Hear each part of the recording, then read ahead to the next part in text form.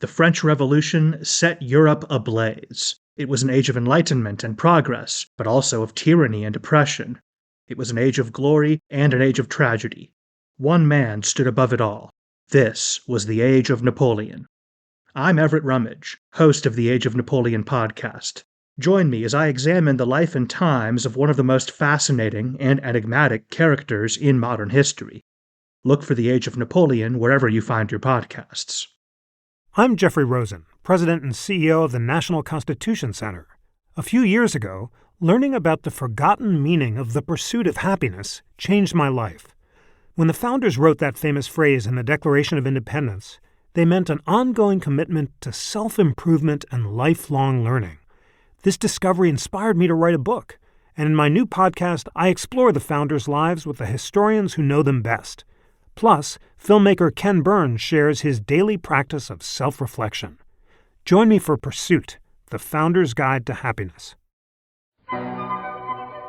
Welcome to Ben Franklin's World, a podcast about early American history with Liz Covart. The study of history is key to understanding who we are and how we can affect a better future. Ben Franklin's World will introduce you to historical people and events that have impacted and shaped our present-day world.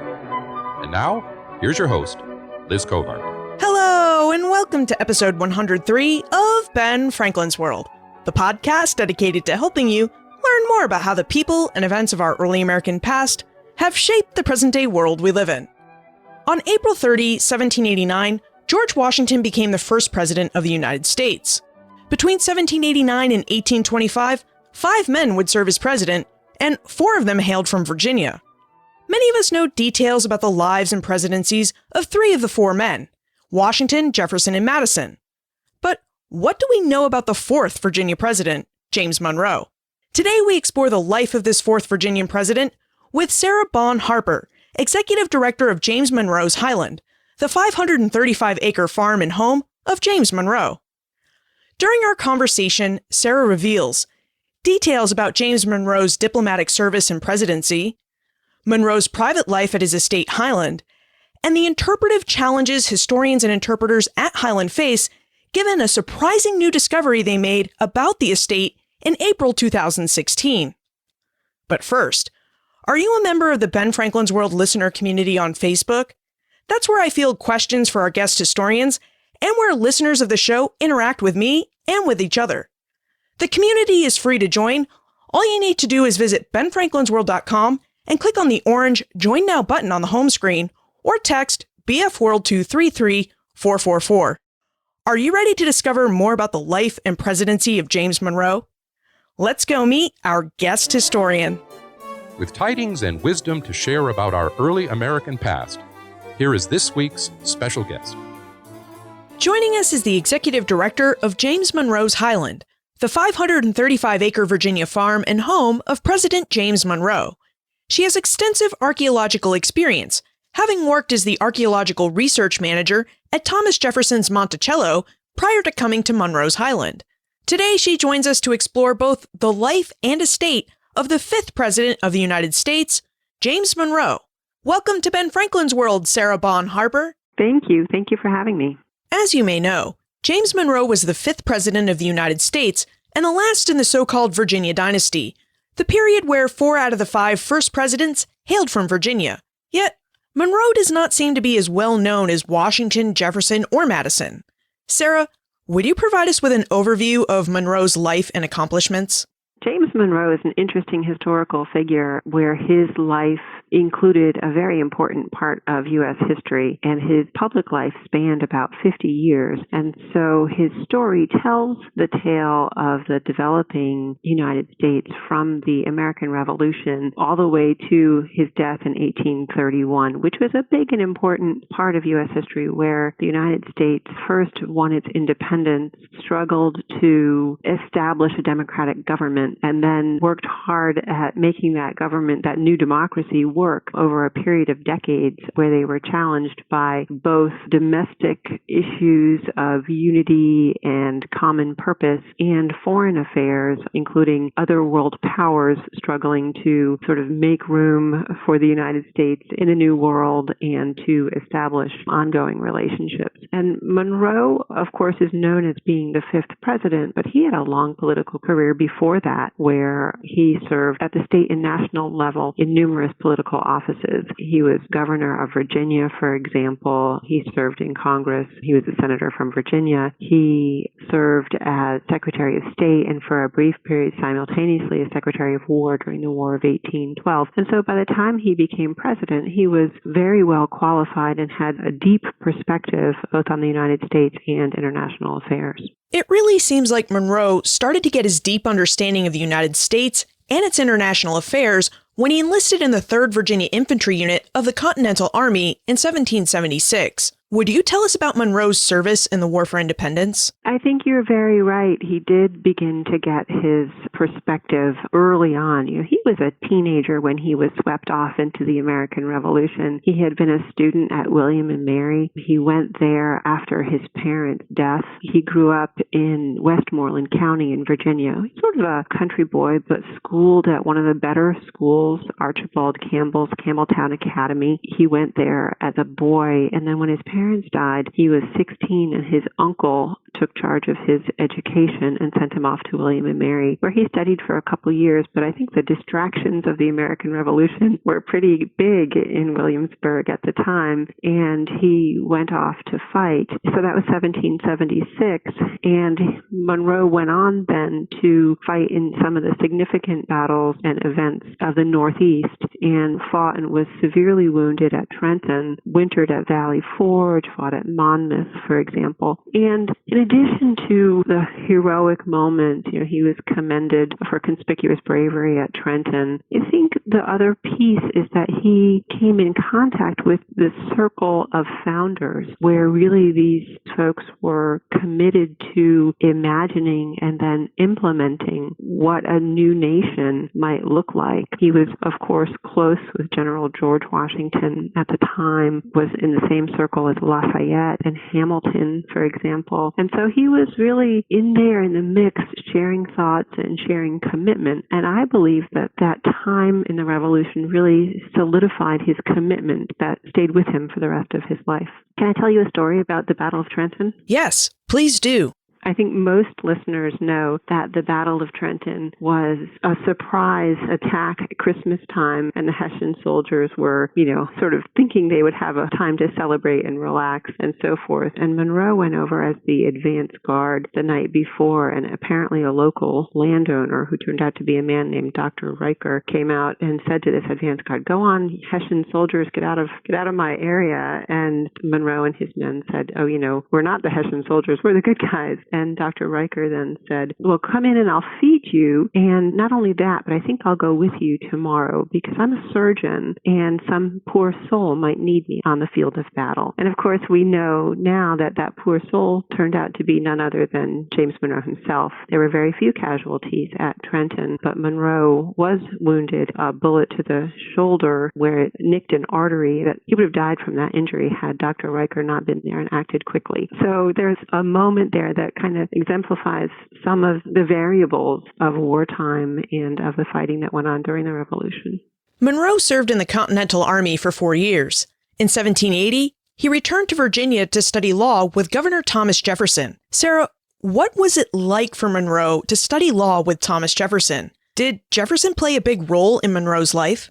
Thomas Jefferson played an important role in Monroe's life, and the first moment of Monroe returning to civilian life and deciding whether to resume his studies at William and Mary or to go on to what they called read the law with then Governor Jefferson was an important turning point. And Monroe debated whether to return and study at William and Mary or whether the idea of studying with Governor Jefferson was the more forward-thinking route. And again, with his uncle Joseph Jones, who was closely involved in Monroe's life and education. He said, what should I do? And they debated it. And he went on and decided that really the way of the new republic and the ways of the new government and law were going to be best seen by Thomas Jefferson. And I think this was a great choice because what transformed Monroe from being maybe a state level lawyer or even statesman at that level to being a national figure with international perspective was both his education and the contacts within that realm of government. And Jefferson certainly exemplifies that, and his personal interest and professional mentoring of Monroe. We can look back and see that as a really critical piece in Monroe's life. Of course, it transformed Monroe's professional life, and it also eventually is the piece that landed Monroe in Albemarle County, where he owned a couple of properties, including the one Highland that I work at. It seems like Jefferson must have provided Monroe with great training, because during his life, he would serve the United States as minister to France, England, and Spain. Mm-hmm. Would you tell us about Monroe's diplomatic service and what he accomplished on behalf of the United States in those roles? And some of those really represent hard times that were something of a struggle for Monroe, as they would have been for anybody in those positions. Let's think about the first ministry to France, where Monroe went during the Washington administration, and this was during the French Revolution. And the United States was really on the horns of a dilemma that would remain for a couple of decades, where the power struggles between England and France were really formative in international affairs at the time. And so Monroe went to France and kind of proclaimed America's love for France and the French. And at the same time, of course, there was a minister to Britain doing similar things. And the Washington administration ended up having to somewhat dial back on that because the idea of neutrality or Britain-favored policies was at odds with what Monroe was accomplishing there in France. So, there's a couple of takes on that. One is that Monroe was working a little bit outside of the administration and that he didn't have full knowledge of what was going on in the negotiations with Britain at the time. And the other is that perhaps Monroe took domestic politics away with him and let them influence his time there in France. So when he came back, Monroe was actually recalled, and he came back and he was really kind of bruised from the experience. Even though he'd accomplished some significant things, he did not end up in a good place immediately after that. And one of the big pieces is resilience, that we see Monroe then picking himself up and saying, okay, I'm going to move on and still find ways to contribute and be successful in this new government. So it's an interesting period and an interesting way of considering Monroe's formative political career.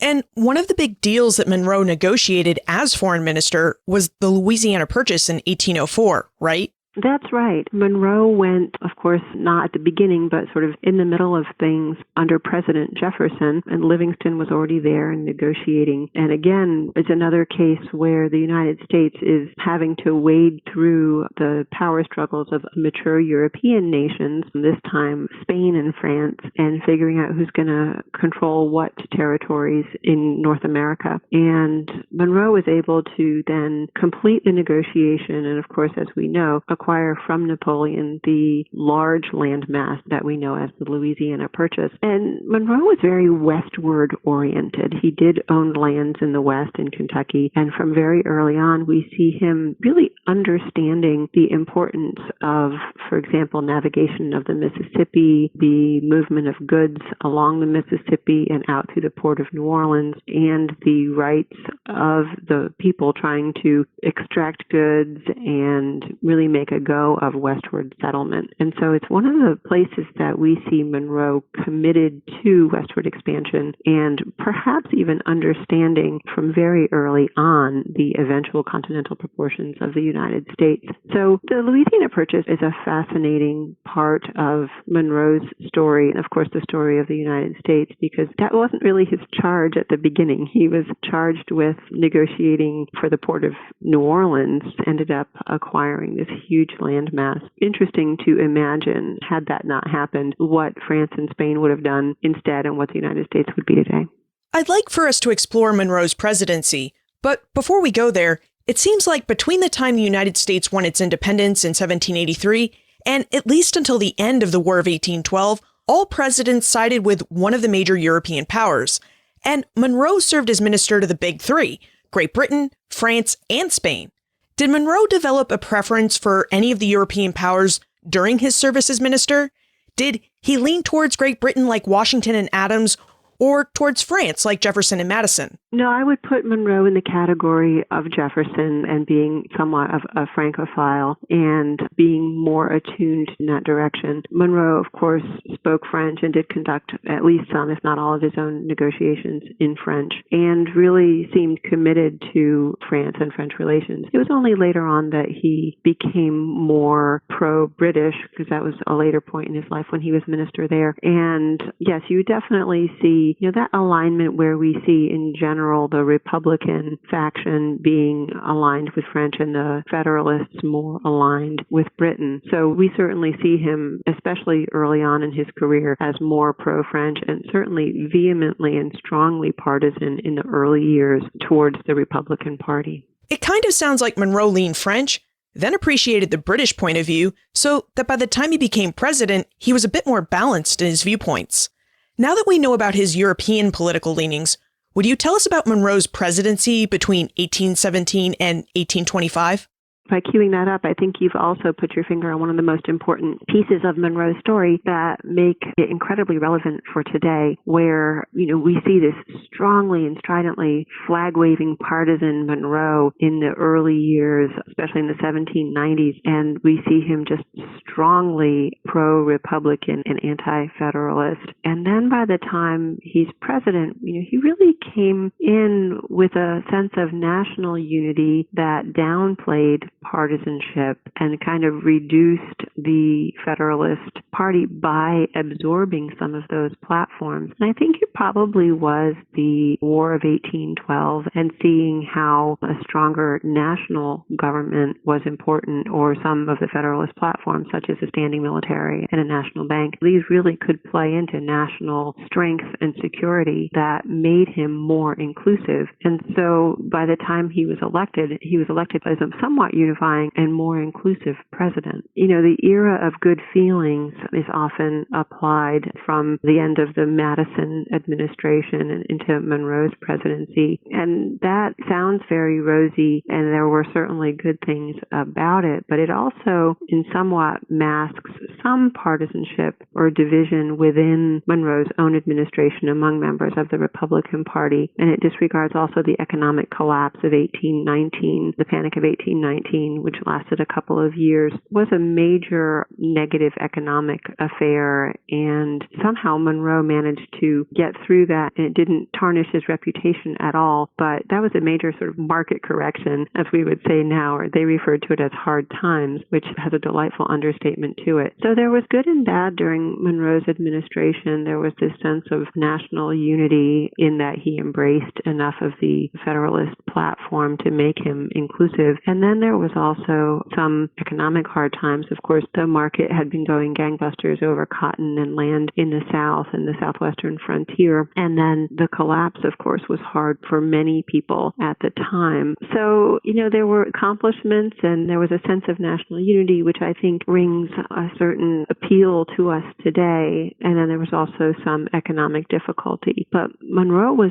tremendously popular as president. He was elected nearly unanimously, and people were very fond of him. He went on these public tours where he spoke and visited many towns and cities and spoke publicly and met people. Of course, in the time before television, this is the way that he reached out to people, and this was very, very popular.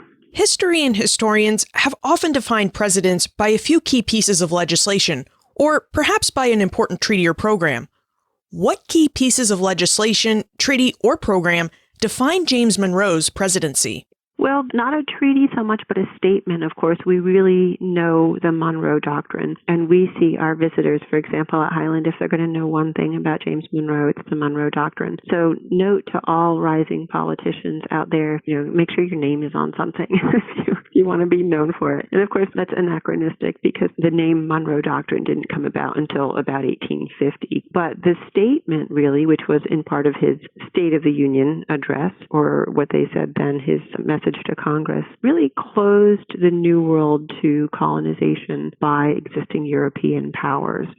Following a string of revolutions in the Americas and independence and really kind of the quest for sovereignty by those nations, Monroe said, okay, this is off limits. And of course, we also sometimes forget the second part of that, which is in terms the United States will stay out of other national affairs, out of your business, unless it is absolutely necessary. And so really, if we looked at this along the trajectory of Monroe's career, we see this understanding of the vying for power of these mature European nations, England, France, and Spain primarily, and how so much of the early decades of the United States foreign policy and international affairs were shaped by these countries trying to get economic and political dominance in the ways that they could. And so this statement that became known as the Monroe Doctrine, certainly had an influence, as we know, from Monroe's Secretary of State, John Quincy Adams, but certainly also reflects the evolution of Monroe's thinking and a mature statement of this long career in foreign affairs, where he understood how each of those other countries was trying to amass their power and influence in economic and political ways.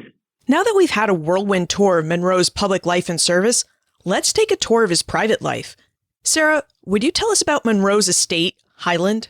Yeah, absolutely. This is an interesting question, of course, because we have recently made new discoveries that change how we understand Highland. But Monroe moved to Albemarle County, which is really kind of in the center of the state. It's just east of the Blue Ridge, and it's west of Richmond, Virginia, the capital, which is more or less in the center of the state. Monroe moved to Albemarle County at the urging of his friend and mentor, Thomas Jefferson, where Jefferson really wanted his political allies and personal friends to be close to him. And so first, Monroe purchased a property in what's now Charlottesville at the University of Virginia. We call it now Monroe Hill, and he farmed there for a while, and then in 1793 purchased what we now know as Highland from Champ and Maria Carter. The initial purchase was 1,000 acres, and it grew to 3,500 acres. The farmland was said to be better, and it was larger, and it was adjoining to Thomas Jefferson's Monticello. So it was a farm with plowed fields. He had grains and some tobacco, and he had orchards and well-timbered hill slopes. It goes way up to a ridge where there were certainly logs and that fed the sawmill on the property. So he farmed there and owned the property for some decades, and then simultaneously and eventually later owned a larger property with a grand house called Oak Hill that's in Loudoun County, Virginia, much closer to Washington, D.C., and that became his last home that he owned and he built. You alluded to this, but would you tell us about the dendrochronology study you conducted in April 2016 and about the really surprising information it revealed about Monroe's Highland estate? The announcement that we made, the conclusion that we were able to draw this year, came from multiple lines of evidence. Dendrochronology, or tree ring dating, is the linchpin that holds this story together. And tree ring dating is a way of dating standing structures, in this case buildings, from an established sequence of tree rings, where the scientists, the dendrochronologists, are able to establish a sequence of tree ring widths for a region. And so going way back, we know the sequence of tree growth patterns for many centuries. And so when you take a sample from the wood from your house or your building, you can then match that up to the growth sequence that you've established for the region. It's a statistical match, and it can get very close, right down to, say, even the season of the year if you have a good sample. And so the dendrochronology or tree ring dating that we did at Highland was a part of a multidisciplinary research effort that included archaeology,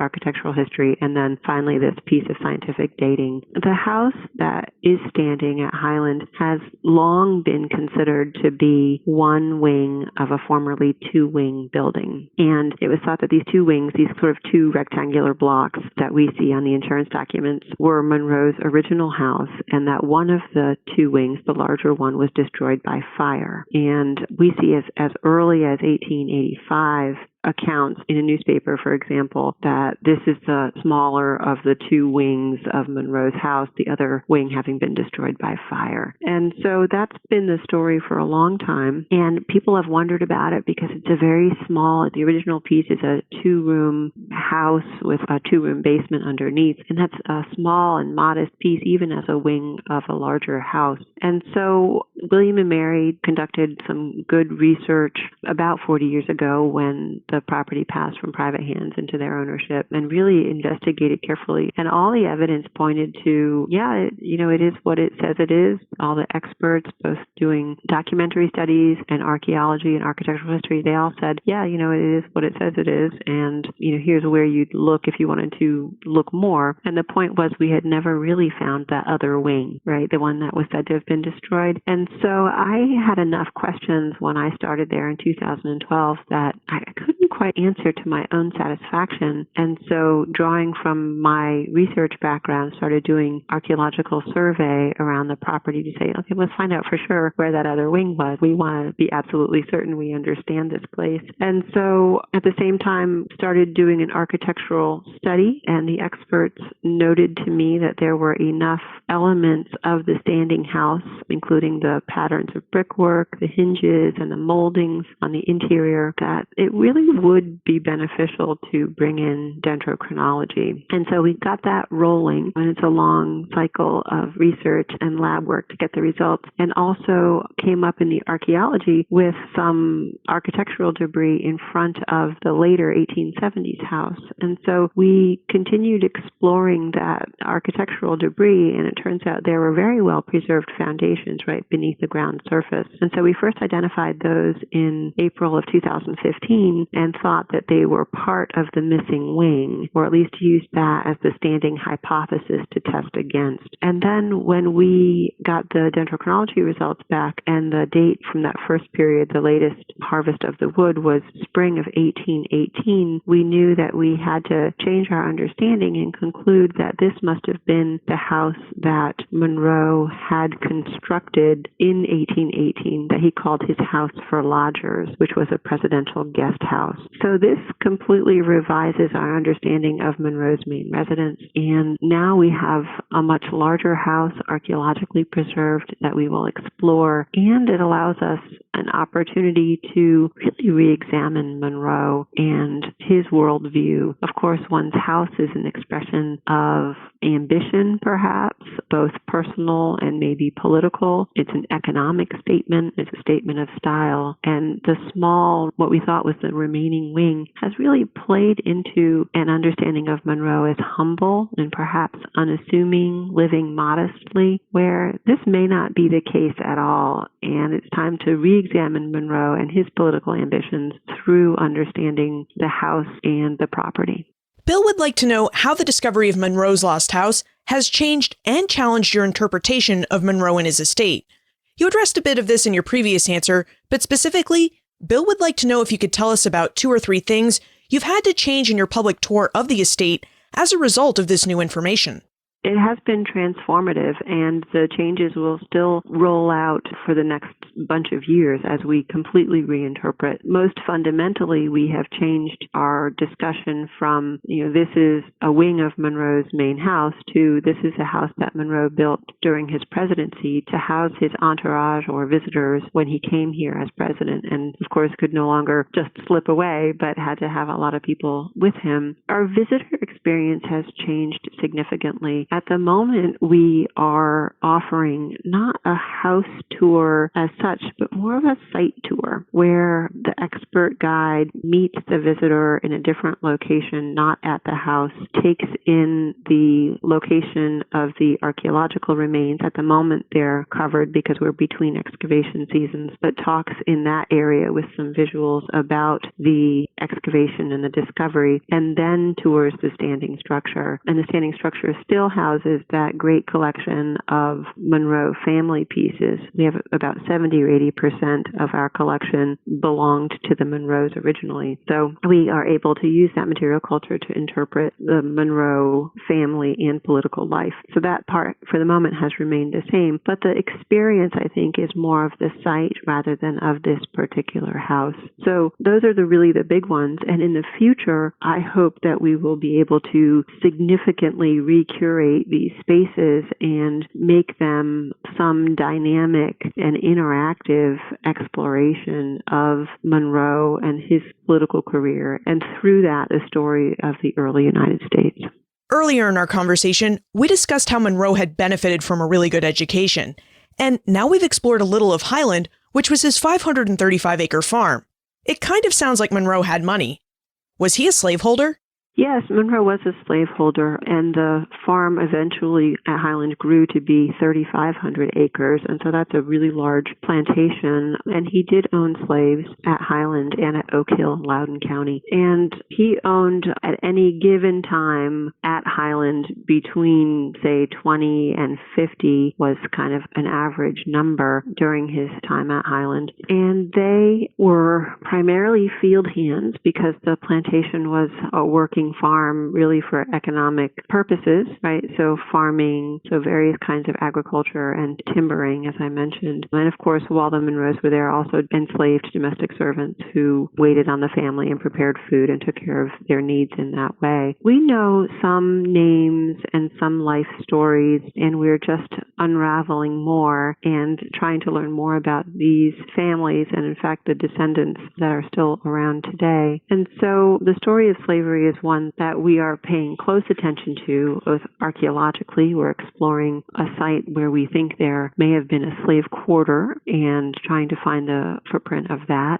And we have a new brochure that was produced this year together with some help from the Virginia Foundation for the Humanities. And in that brochure and in our spoken programs that we give on site, one of the most important things for me and my direction at Highland is to talk about the lives of enslaved people as individuals within the larger economic and political systems, the same way that we do James Monroe. So instead of talking about Monroe as a political figure and these important events like the War of 1812, the Panic of 1819, these things, and then in contrast, talking about slaves as the people hoeing the fields and sort of making the food or washing the clothing, we need to talk about the enslaved people in the same set of conversations that we use for Monroe. So if we're talking about Monroe's political and historical significance, we're also going to talk about the political and historical significance of these enslaved people right from the very basics of their lives at Highland. For example, in the 18-teens, when the cotton boom was going and the much deeper South was the locus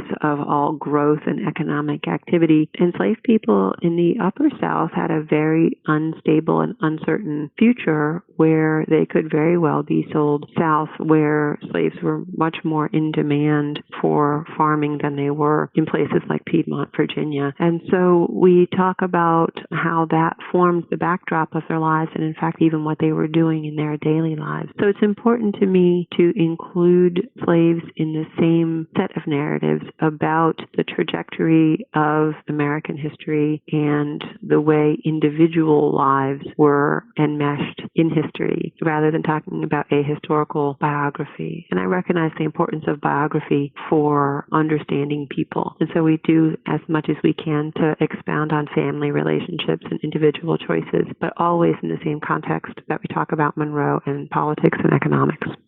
Thank you for telling us about how historians and interpreters at Highland interpret the lives of Monroe's slaves. For years, historic sites, museums, colleges, and even book writing historians largely downplayed or ignored the important role slaves played. And in recent years, historic sites, museums, colleges, and book writing historians have really worked to try and give slaves their due. And it sounds like you have many programs at Highland that try and give slaves their due.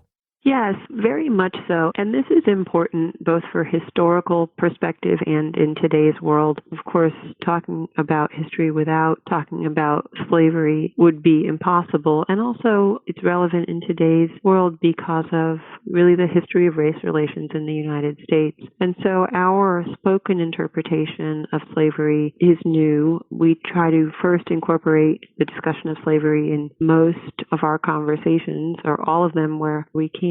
Within the site tour, we discuss slavery and where enslaved people lived and worked and so forth. And then we have another program simply called Slavery at Highland. That's something of a drop-in program and a question and answer where our well-trained staff discuss individual names and individual life stories and roles on the plantation and the role of slavery on plantations at the time. And so for several hours a day, several days a week, we have that program where people can come and explore and ask questions and really try to deepen their understanding of the role that race and slavery played in the development of the United States. It sounds like you have a lot of interpretive challenges at Highland. You have the Lost House, so you're doing site tours instead of house tours, and you're reintegrating slavery into the narrative of James Monroe and his estate. Are there any other unique interpretive challenges that you face at Highland because you are trying to interpret and convey information about the life of a United States president? Studying a United States president is interesting because we risk becoming too focused on the one particular individual. And it's certain that the reason Highland is preserved and the reason that it's a historic site now is because of the importance of James Monroe and his role in U.S. history. But there was so much more there than James Monroe. So always making that balance between our focus on Monroe and our focus on his larger context is a tricky one, and one that I hope that we get right at least part of the time. We talk about it on site as moving from maybe a portrait view of Monroe, if you can picture sort of on the wall in a rectangular frame, a painting or portrait of Monroe, to going to the Google Street View of Monroe, right? Where if you're walking through history and looking all around and trying to understand Monroe's context, that's really the picture we're trying to paint so that we can understand the founding era and understand the struggles of those decades of establishment and then growth and preservation of the young United States in a deeper and kind of three-dimensional way. And so that's really where we're trying to walk in interpreting history at Highland, which is so dominated by a significant U.S. president and one who we're ready to have him step out of the shadows and be fully understood. But we don't want to risk abandoning all the others who are also a part of the story. Earlier, you noted that you like the term hard times because it's so wonderfully understated. And throughout the course of our conversation, I can't help but think that the presidency of James Monroe might also be understated. Is there anything about James Monroe and his legacy as president and a statesman that has relevance for us in our 21st century?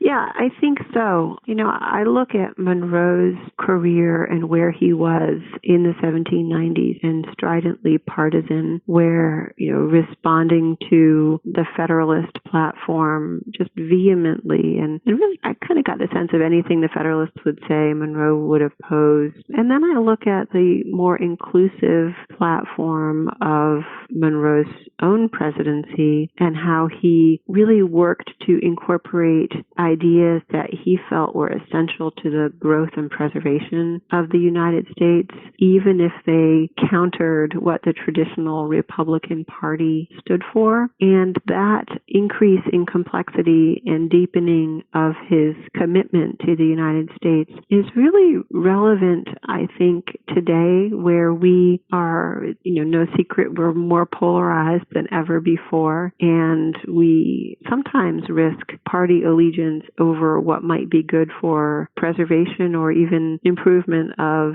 the United States in lots of ways. And so maybe we should look at bipartisan or transpartisan leadership, applying those anachronistic terms and say, how can we get things done in a similar way? And how can we then, as a corollary to that, use the commitment of these founders to the ideals of democratic governance? How can we use those ideals to engage voters or members of the community or people who maybe don't feel particularly connected, say, with the American Revolution, how can we make these ideas relevant to them, and how can we deepen their understanding of what a democracy is and should be?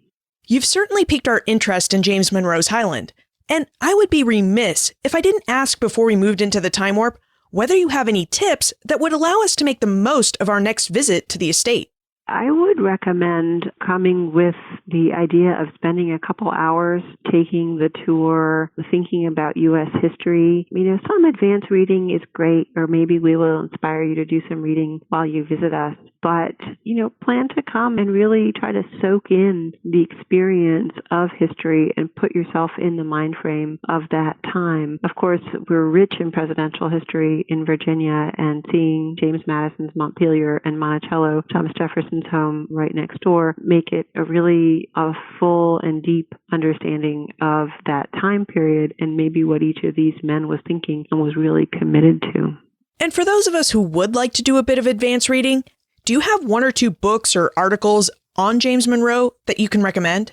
I would recommend a very readable and recent biography of Monroe by Harlow Unger. It's called The Last Founding Father. It's the most recent and engaging view of Monroe. And then maybe do some internet research and read the many news stories about our discoveries this year and come prepared to engage in discovery. And that's our real theme going forward, is discovery, where we will be continually revising what we understand and then what we tell the public about Monroe through our own research that's ongoing. Let's move into the time warp. This is the fun segment of the show where we ask you a hypothetical history question about what might have happened if something had occurred differently or if someone had acted differently.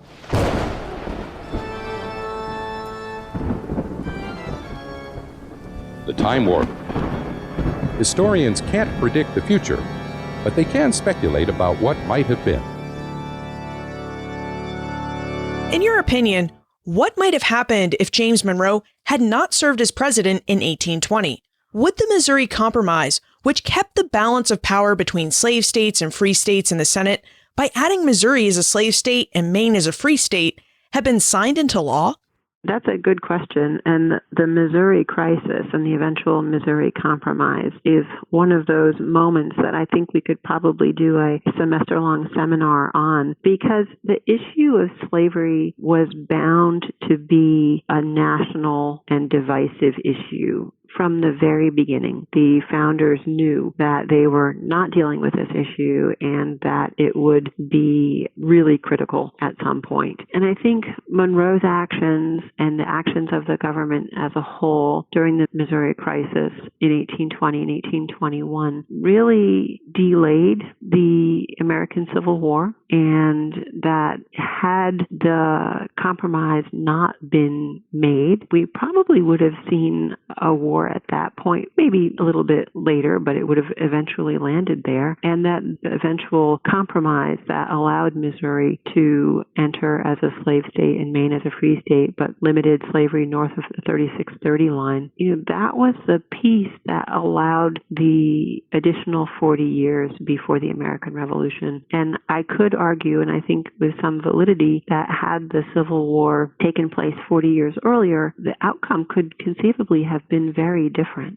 There's a moment in national thinking from these United States are to the United States is, right? The collection of states as envisioned early on and the more united national level identity that was still emerging. And so the division around slavery was bound to happen at some point. And the Missouri Compromise is one of the pieces that allowed it to delay until a later moment when there was greater identification with the national government, greater infrastructure such as the railroad, allowing the movement of goods and support to troops and so forth. And these were really important features that allowed the federal government to prevail at that time. And the question of whether someone else had been president, what would have happened, is a good one that, I think that there's a lot of nuanced discussion. But just to summarize, there's a couple lines of thought on how Monroe's presidency figured figured into the Missouri Compromise. I think the traditional one has been he was kind of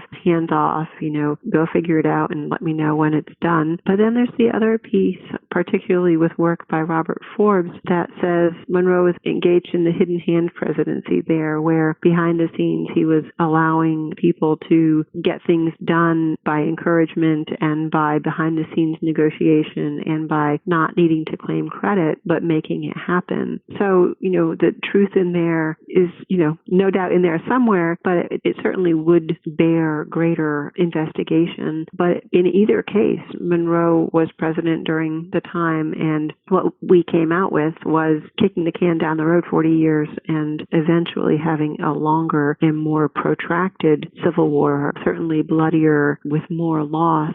And what I see from Monroe is a commitment to his core value of national unity in the Missouri Compromise. And we could argue very rightly that any agreement that perpetuated slavery for even 5 minutes was wrong and tainted, and certainly from a human rights perspective, that's the case. So no national unity is worth that. You could certainly argue that. But if you wanted to argue from within Monroe's own commitments and really what he valued at his core, he made a decision that allowed the United States to persevere for another few decades. So there was no winning in that compromise, but by Monroe's action, we see him committed to that perpetuation of the United States, even though if he hadn't done it, the outcome would have been very different. Does Monroe's Highland have any special events or exhibitions coming up that we should know about? We have several upcoming events. And in October, we will partner with the George Washington Papers to have a day-long seminar that ends with the Hildebrands, a really fun set of historical musicians. Fantastic. I'll include a link for that event in the show notes. Where is the best place to look for more information about you and how we can get in contact with you if we still have questions about James Monroe, his Highland estate, or what we can do to make the most out of our next visit to Highland? Well, you should certainly look at highland.org, which is our website. You can find our events there and our contact information. Our main line is 434-293-8000, and general inquiries can be sent to info@highland.org. Sarah Bonharper, thank you for giving us an overview of James Monroe's life and his estate at Highland. Thank you. Thank you for your interest in James Monroe and our discoveries at Highland. James Monroe was the fourth president in the Virginia dynasty that most of us knew little about. Well, except for the fact that he had that important doctrine named after him. Now we know that he served in the Continental Army and fought bravely at the Battle of Trenton in 1776, that he negotiated the Louisiana Purchase in 1804, and that he lived the life of a slaveholder in Albemarle County, Virginia, on his estate Highland. It's amazing to me that we seem to know so much about Monroe's life as president, and yet we seem to know so little about his private life at Highland. Can you believe that what we thought was part of his main house was actually his guest house? That's an incredible find, and one that the historians and interpreters are still trying to work into their interpretations of Monroe and his private life at Highland. It'll be really interesting to see what investigations of that main house foundation reveal as we go forward in time. You can find more information about James Monroe's Highland, its calendar of special events, plus all the titles of the books Sarah mentioned during our conversation on the show notes page, benfranklinsworld.com/103. If you enjoyed this episode, would you please tell people about it? The best way for a podcast to find new listeners is by word-of-mouth recommendations, and I'd greatly appreciate yours, as I'd like to share information about our early American past with as many people as possible. Finally, have you ever visited James Monroe's Highland estate or any of the other Virginia Dynasty presidents' homes? I'm 2 for 4 myself, having visited Washington's Mount Vernon and Jefferson's Monticello. I plan to make a grand tour of all 4 of these historic sites when my niece turns 7 or 8. I still have to wait a few more years for this tour, but I've put her on notice. Every time I visit, I ask her if she's going on my Virginia President's House tour. She always says yes, and I really plan to hold her to it. I'd love to hear what you thought of these historic sites, and at what age you took your kids if you brought them along. Send your answers to liz@benfranklinsworld.com, tweet me @LizCovart, or post a comment on the show notes page for this episode, or in our listener community on Facebook.